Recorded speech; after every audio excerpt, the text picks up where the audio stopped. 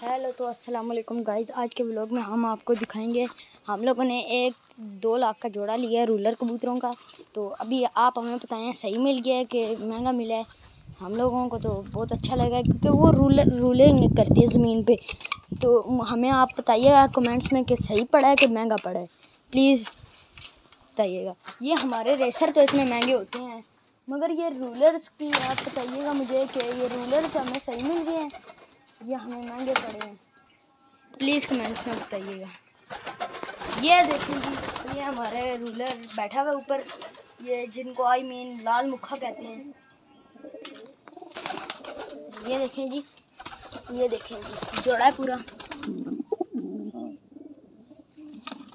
ये 2 एग रखे हुए हैं इन लोगों ने, ये देखें जी, 2 एग मादी के नीचे रखते हैं। ये नारा है, ये मादी है, ये आपने मुझे बताना है। अभी ये भी नहीं हमें पता है, लेकिन अंडे दे दिए इन लोगों ने।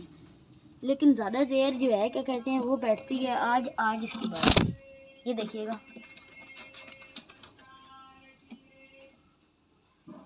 माशाल्लाह से, ये देखें। चलें अभी इनको पकड़ते हैं और आपको एक कबूतर की कल बाजियाँ मरवा के दिखाता हूँ।